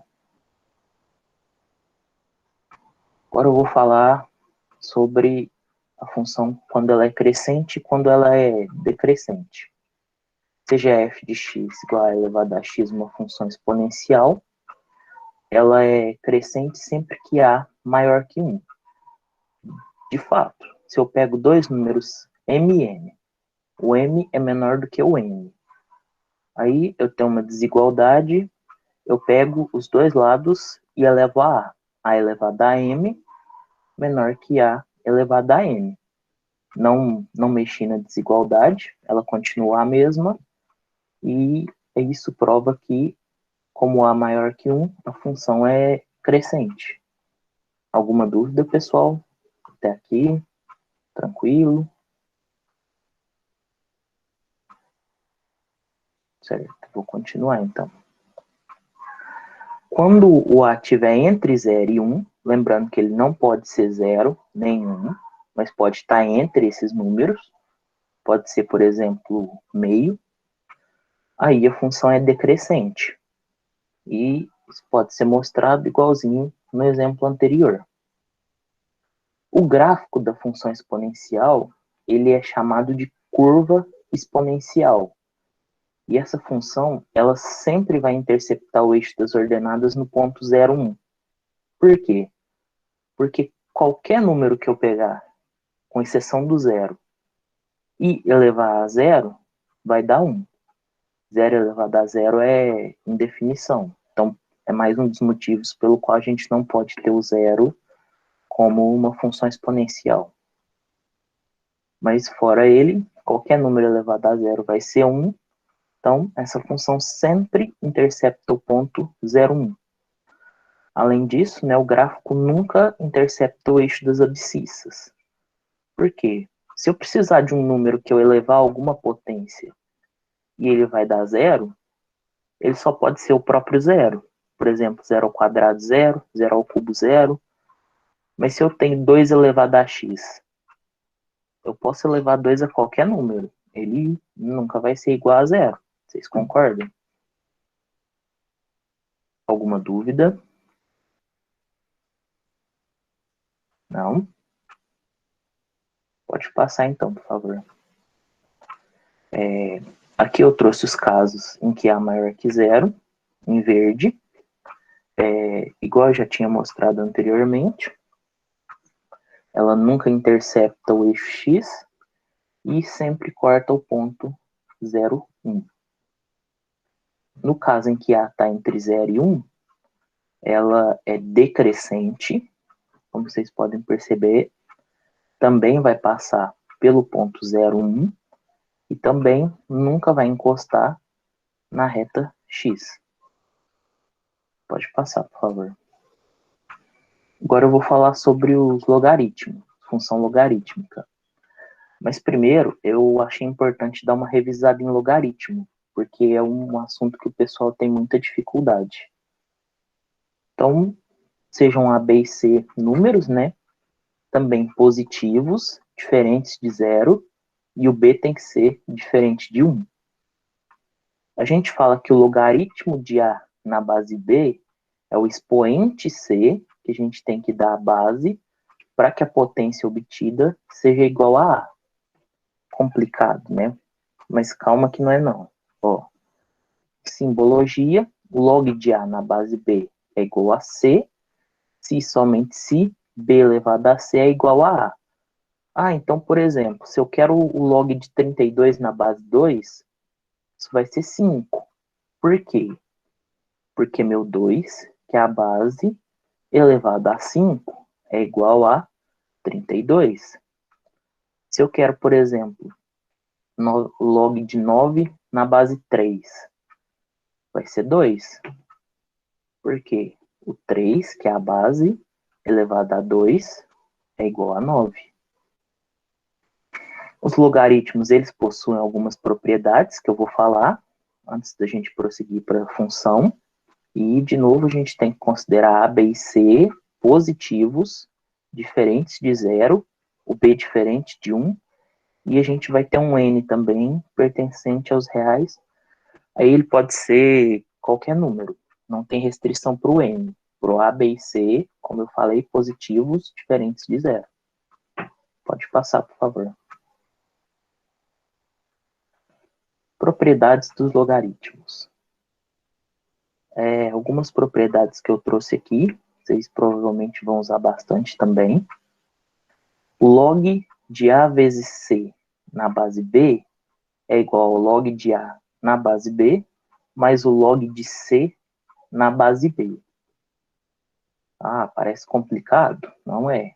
Ó, eu trouxe aqui do lado um exemplo. Log de 7 vezes 5 na base 3. Eu posso escrever isso como log de 7 na base 3, mais o log de 5 na base 3. Ou seja, logaritmo do produto é igual à soma dos logaritmos. Funciona também para o quociente. Log de A dividido por C na base B é igual ao log de A menos log de C na base B. Por exemplo, log de 1 sobre 2 na base 4 é igual ao log de 1 na base 4 menos o log de 2 na base 4. Certo? Ou seja, logaritmo do quociente é subtração dos logaritmos. Outra propriedade importante, logaritmo de A elevado a n na base B é igual a n vezes o log de A na base B. Por exemplo, como eu disse, o n pode ser qualquer número real. Eu trouxe aqui 2 elevado a 1/3, que é igual a raiz cúbica de 2. Log de 2 elevado a 1/3 na base 5 é igual a 1/3 vezes o log de 2 na base 5. E por último, o log de A na base B é igual ao log de A na base C dividido pelo log de B na base C. Por exemplo, se eu tenho log de 7 na base 11, isso é igual ao log de 7 na base 13 dividido pelo log de 11 na base 13. Sempre primeiro o 7 e depois a base, que é o 11 embaixo, certo? Alguma dúvida até aqui, pessoal? Sim, é bom para facilitar as contas. Em vez de eu ter que calcular, por exemplo, log de 25 na base 2, eu posso fazer log de 25, 5 vezes 5, é log de 5 na base 2, mais log de 5 na base 2. Ele foi desenvolvido com essa finalidade mesmo, de poder facilitar as contas. Uma dúvida? Pode abrir o microfone, pode falar. Olá. Uma dúvida com relação à primeira propriedade, que é a multiplicação de AC, né? É log de AC na base B. Se eu tiver um determinado número e poder decompor ele em uma série de multiplicações, por exemplo, 2 vezes 3 vezes 4 vezes 5, etc., eu poderia escrever esse número como uma série de somas de logaritmos, e não só no caso de C2, como aí ele dá A vezes C. Poderia sim. A propriedade se estende nesse caso também, né? Sim, todas as propriedades aqui, eu creio que elas se estendem. Inclusive, tem até uma série que fala sobre isso, do log do produto ser igual à soma dos logaritmos. Você pode estender para quantos tiver. Por exemplo, se você tem um número muito grande, você fatora ele em primos e faz os logs separados. O mesmo vale para subtração também. Quanto a isso, pode ficar tranquilo. Respondi a dúvida certinho? Sim, respondeu, obrigado. Opa. Vamos prosseguir, então. A função logarítmica. A função logarítmica, o domínio dela, ele tem que ser dos reais positivos diferente de zero. Aqui na função logarítmica, diferente da exponencial, a gente já tem essa restrição no domínio. E a imagem também vai ser dos reais positivos diferentes de zero. Essa função ela é definida por f de x igual ao log de x na base a, onde o a tem que ser maior que zero e o a tem que ser maior que 1. Por que o a tem que ser maior que zero? Não faz sentido eu ter uma base negativa, como eu falei, pela questão de uma hora dar positivo, outra dar negativo. Se o expoente for par positivo, se o expoente for ímpar, negativo. A tem que ser diferente de 1 também. Por quê? Porque 1 elevado a qualquer número vai dar sempre 1. Então, como eu falei, uma função constante. Certo? Se atender a todos esses requisitos, a gente fala que é uma função logarítmica. Aí eu trouxe como exemplo também, vocês vão ver mais para frente no curso, a função f de x igual ao log de x na base e. E é o número que eu citei antes, número de Euler, aproximadamente 2,71. Como ela é uma função mais ou menos notável, eu diria. Ela é escrita como ln de x, que a gente chama de logaritmo natural. Aqui, no caso, eu trouxe essa função em azul, e como ele é um número maior do que zero, vocês podem ver que ela é uma função crescente. Eu vou explicar daqui a pouco a função crescente e decrescente. Pode passar, por favor.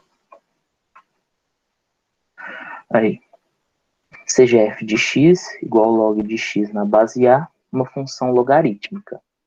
Ela é crescente sempre que o meu a for maior do que 1. De fato, se eu tenho mn reais, faz que o m é menor do que n. Aí o que eu faço? É uma desigualdade. Se eu aplicar o log dos dois lados, eu mantenho a desigualdade. Log de m na base a menor que o log de n na base a. Então pronto, sempre que o m for menor que o n, o log do m é menor que o log do n, para o a maior que 1. Então, se esse a é maior que 1, a função vai ser crescente. Se o a está entre 0 e 1, lembrando, não pode ser 0 e não pode ser 1, mas pode estar entre eles, aí a função é decrescente. E isso pode ser mostrado igual eu falei aqui no exemplo anterior. O gráfico da função logarítmica, ele intercepta o eixo das abscissas, que é o eixo x, no ponto 1,0. Sempre que a gente tiver uma função desse modo, log de x na base A, a um número, ele vai interceptar no ponto 1,0. X igual a 1, y igual a 0, no caso. E, além disso, ele nunca intercepta o eixo das ordenadas, ou seja, o eixo y. Ele vai se aproximar infinitamente, mas ele nunca vai chegar. Por quê? Porque eu não tenho um log de x na base A que seja igual a 0, a não ser o próprio 0. Mas a função não está definida no 0. Como eu falei, o domínio dela já é dos reais positivos e maiores que 0. Pode passar, por favor. Aqui a gente tem as funções. Eu escrevi exponencial, mas está errado, pessoal. Desculpa. É logarítmica. A verde é no caso em que A é maior do que 0. Aí, como vocês podem ver, ela é crescente. Quanto mais eu avanço no sentido positivo da reta x, maior é a imagem que eu vou obter no eixo y.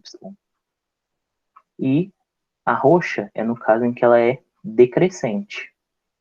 Aí, nesse caso, quanto mais eu avanço no eixo x, menor vai ficando a minha imagem no eixo y. Mas notem que nos dois casos, elas interceptam o eixo x no ponto 1, 0, e nunca tocam o eixo y. Alguma dúvida? Não? Vamos prosseguir, então. Aqui eu trouxe os exercícios, como a gente já comentou, né? O pessoal geralmente tem um pouquinho de aversão a esses exercícios, mas eu garanto para vocês que esses aqui não tão difíceis, tá? Eu vou só comentar brevemente, porque o pessoal vai fazer depois, que é dadas as funções f de x igual a 2 elevado a x quadrado menos 4, e g de x igual a 4 elevado a x quadrado menos 2x, se x satisfaz f de x igual a g de x, então 2 elevado a x é. O que eu tenho que fazer é descobrir onde as funções se interceptam, onde f de x é igual a g de x. Para isso é só eu igualar as duas, descubro qual que é o x, e depois faço 2 elevado a x. O outro exercício pede para estabelecer o domínio da função y igual a log de menos 3x mais 9 na base x menos 1. Aqui a gente tem variável na base também. Então a gente tem que tomar cuidado para atender todas as restrições que eu falei. A base tem que ser maior do que 0 e diferente de 1. E o log, ele tem que ser maior do que 0, certo? Pode passar, então. Eu vou passar a palavra agora para o Tarley. Antes disso, alguém tem mais alguma dúvida? Não? Então, eu passo a palavra agora para o Tarley. Sou eu de novo aqui, pessoal. Agora eu vou continuar dando a função modular para vocês. O valor absoluto, ou módulo de um número real, A, indicado por módulo de A, a gente representa ele dessa forma aqui, ó, com os dois tracinhos na vertical, é dado pelo próprio número de A. Se A for maior que 0, ou por menos A, o A for menor que 0. Então, em resumo aí, se a gente pega o módulo de A, o resultado aí da nossa igualdade vai ser o A, se ele for maior que 0, e se ele for menor que 0, vai ser menos A. Ou seja, se ele for um número positivo, eu vou manter o mesmo número. Se ele for um número negativo, vai ser o oposto dele aí. E aí a gente pega menos A, que aí vai ficar positivo também. O resultado sempre de um módulo vai ser positivo. Todo resultado de um módulo, do que está dentro do módulo, vai ser um valor positivo. Denomina-se função modular a função f, r indo para r, reais indo para reais, definidas por f de x igual módulo de x. Isto é, o f de x vai ser igual a x, se ele for maior ou igual a 0, e aí ele vai ser igual a menos x se ele for menor que zero.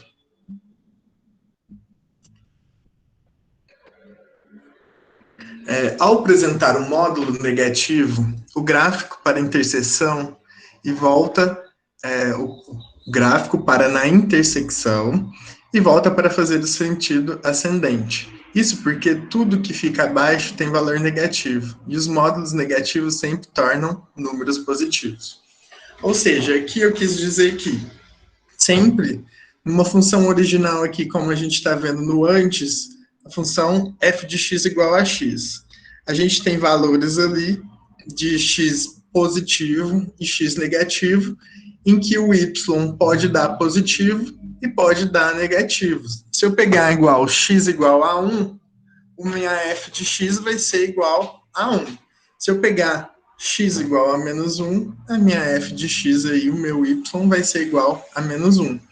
Aí, quando é módulo, que é esse gráfico de depois, os meus valores de y sempre vão ser positivos. Se eu pegar um número de x igual a 2, então o meu y também vai ser igual a 2. Mas se eu pegar o meu x igual a menos 2, como está em módulo, meu y, minha f de x, vai ser igual a 2, vai ficar positivo. Por isso que a gente tem aqui esse gráfico. Ele não passa para baixo no y, certo? Ele não fica antes do meu ponto de origem. Ele sempre vai ficar para cima aqui, se a minha função for uma função modular, toda modular, tá? E é isso aí, pessoal. Você viu que aqui, no gráfico aqui, a gente inverteu. Aqui no f de x, ele foi uma reta contínua aqui. Aqui na função modular, eu peguei do zero, fui para mais infinito ali, e depois do zero aqui eu tive uma versão. A gente meio que espelhou ali o nosso gráfico, a nossa reta ali. Exemplo aí da função modular. Dado a função f de x igual ao módulo de 4x menos 3. Qual é o valor de f3 e de f de menos 3? Então, aqui a gente tem uma função modular. Primeiro, a gente vai resolver tudo que está dentro do módulo, e aí depois a gente tira o módulo, certo? Então, peguei ali f de 3. f de 3 vai ser igual a 4 vezes 3 menos 3. 4 vezes 3 dá 12, menos 3, 9. Então, a minha f de 3 foi igual ao módulo de 9, que vai dar o próprio 9, certo? Se eu pegar f de menos 3, então pegar ali 4 vezes menos 3, menos 3. 4 vezes menos 3 dá menos 12. Menos 12 menos 3 vai dar menos 15. A função f de menos 3 vai ser igual ao módulo de menos 15. Como ela é negativa, ela vai ser o oposto. Ela vai passar agora a ser positiva. Então, o meu resultado do módulo de menos 15 vai dar 15.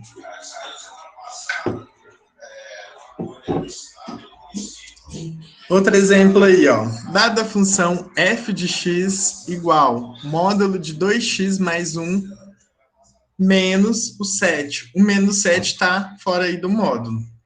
Aí pede para fazer qual o valor da f de 2 e a f de menos 5, jogando o x sendo igual a 2 ou o x sendo igual a menos 5. Então, a f de 2 vai ser 2 vezes 2 mais 1, tudo isso dentro do módulo, menos o 7 que está de fora. A f de 2 vai ser 4. 2 vezes 2 dá 4, mais 1, menos o 7. 4 mais 1 dá 5. Então, a f de 2 vai ficar módulo de 5 menos o 7. Aqui, o módulo de 5, a gente mantém o 5, certo? Menos o 7, que estava de fora, vai dar igual a menos 2, certo? Aqui a gente viu que, numa função modular, ela deu um resultado negativo, menos 2, certo? Mas por quê? Porque o menos 7 estava fora do módulo. Se tivesse tudo dentro do módulo, não tem como dar um resultado negativo. A gente resolve que está dentro do módulo, tira o módulo, e aí depois a gente faz as contas com o que tiver fora do módulo. E aí por isso que nessa função modular deu um resultado negativo. Agora a f de menos 5. Vou substituir o x aí por menos 5, vai dar 2 vezes menos 5 mais 1, menos 7. Então, f de menos 5 vai ser 2 vezes menos 5 dá menos 10, mais 1, e de fora do módulo, menos 7. O menos 10 mais 1 vai dar menos 9. Então, vai dar módulo de menos 9, menos o 7 que está de fora do módulo aí. Então, minha f de menos 5 vai ser módulo de menos 9, como está em módulo, a gente vai transformar ele no número normal, que vai ser o 9, certo? E a gente vai pegar um número oposto aí, de menos 9, dá 9, fica positivo, menos o 7, que dá um resultado 2, certo, pessoal? Aí a gente viu que, tipo, lá o primeiro número era positivo, só que deu um resultado negativo. Aqui um número era menos 5, era um negativo, e deu um resultado positivo. Isso tudo foi por causa desse menos 7 aqui que a gente tinha de fora, que aí a nossa função, além de ser uma função modular, tem uma parte de fora do módulo que faz ter uma outra característica, tá? Alguma dúvida, pessoal?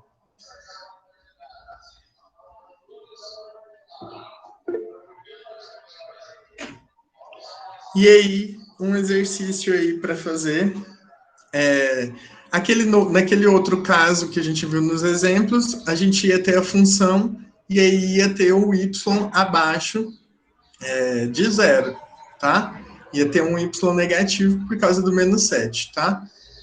Então, nesses casos, tem a função modular, mas ele tem um adicional e aí a gente tem valores de y que sejam negativos. Então, um exercício aí que é para quem for fazer depois, é construir um gráfico da função modular f de x igual a 2 mais módulo de x menos 1. Aí é só jogar valores para o x e encontrar a função aí desejada e desenhar o gráfico de acordo com os pontos achados. Pessoal, esse foi o curso, esse foi o conteúdo que a gente tinha programado para passar, tá? A gente passou por todas as funções que a gente queria falar. Esses outros exercícios foram os 10 exercícios que quem vai fazer depois vai ter que entregar, tá? Deram um total de 10 exercícios. E agora eu vou colocar a lista para vocês, um formulário do Forms, para vocês fazerem a chamada aí. Lá no formulário tem como vocês deixaram feedback do curso, o que vocês acharam, críticas e tudo mais. E agora fica aberto para vocês tirarem algumas dúvidas, e aí a gente vai passando os exercícios. Quem quiser continuar aí resolvendo os exercícios, a gente vai passando os exercícios e vai tirando as dúvidas aqui com vocês, tá certo? Esses são os exercícios que estão na apostila, que foi o material que está no nosso site, que a gente divulgou lá, tá? Então, todos esses exercícios estão lá na lista. Quem quiser pegar depois, não deu tempo, quer pegar depois, tirar uma dúvida, só pegar lá.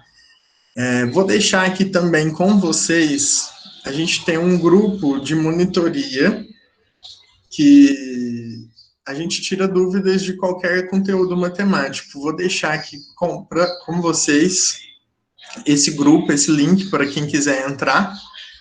E aí, se quiser tirar dúvidas desses cursos que a gente está dando, ou qualquer outro conteúdo matemático, a gente está lá para auxiliá-los. E muito obrigado a todos que participaram. E aí agora a gente vai deixar nos exercícios, quem quiser ir fazendo, a gente está aqui para tirar as dúvidas de vocês, tá certo?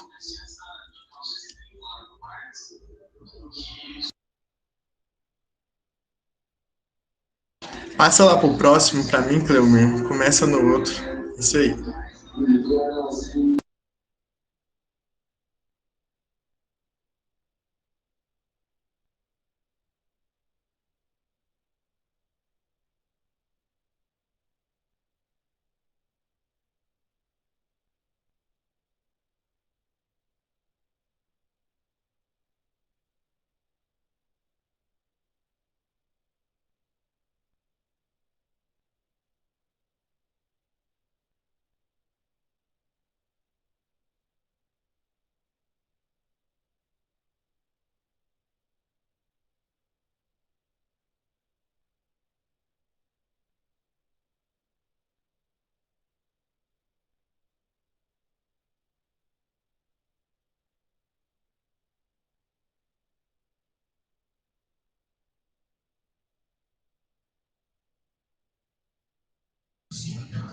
Ó, pessoal, acabei de postar o link do grupo, tá? Do WhatsApp, para quem quiser tirar dúvidas de qualquer questões aí de matemática, inclusive dessa do curso de funções. Se quiser perguntar aqui agora também, os exercícios vão ser passados aí, a gente vai deixar um tempo aí e pode tirar a dúvida aí com a gente. A aula vai ficar disponível no YouTube, sim, no canal nosso do PET, tá? PET Matemático. Pode entrar lá no nosso site também, do PET Matemática, da UFTM, que tem todo o material lá que a gente utilizou também. Lá já tem a apostila, já tem os exercícios, e posteriormente a gente vai postar os slides também que a gente usou aqui para que vocês tenham acesso, tá?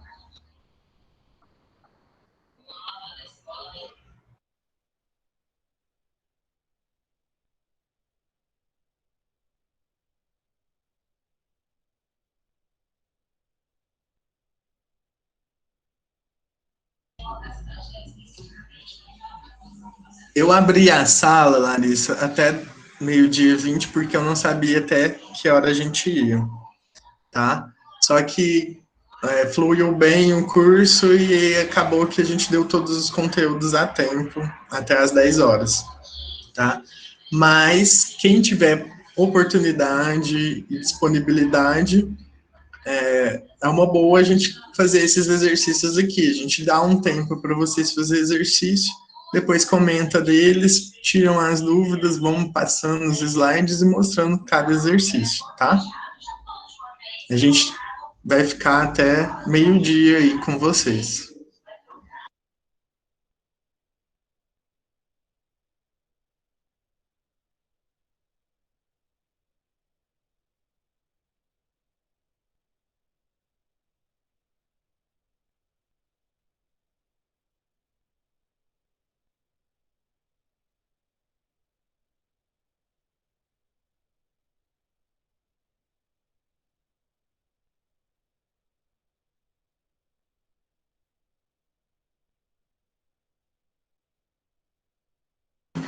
Gabriel, a Jaiane pediu para falar um pouco do logaritmo do ln de x da base 10.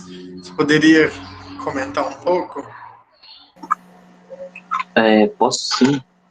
O logaritmo natural, né, é o ln de x. O ln de x, ele é na base E, como eu comentei, né, o número de Euler, e ele é chamado de logaritmo natural porque ele tem algumas propriedades matemáticas, assim, que o pessoal que faz cálculo, matemática, engenharia, física, vai ver mais para frente que ele tem algumas propriedades bem interessantes. Eu não sei se eu falar aqui agora teria muito sentido, mas assim, é basicamente um logaritmo mesmo, vale todas as propriedades dele, e a base dele é o número E, que é um número irracional. Eu não sei se ficou bem explicado, ou se você queria ouvir mais alguma coisa do LM.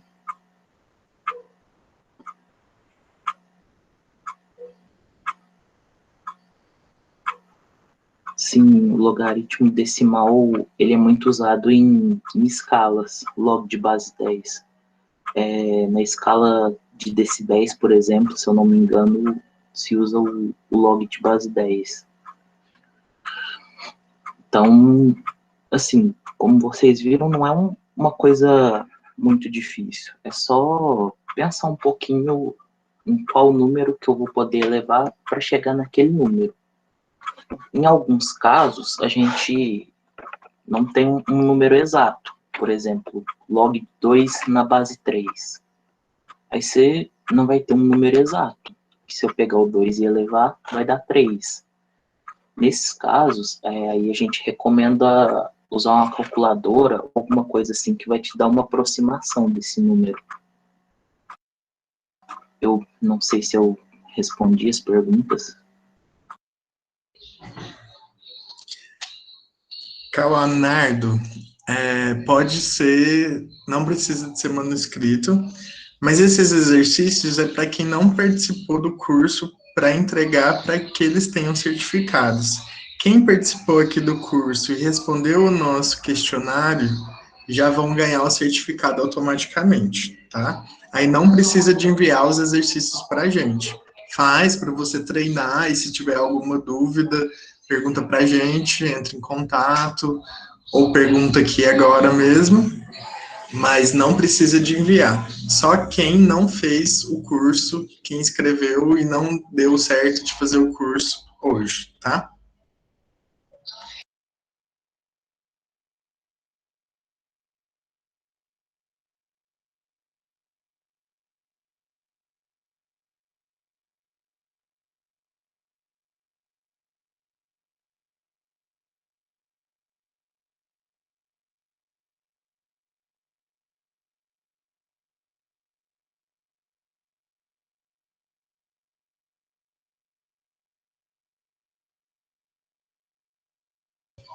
Aí quem tiver disponibilidade já pode fazer na 1 e a 2 aí, tá? Vou parar a gravação da reunião, pessoal, porque agora é só exercício, e aí a gente vai fazendo.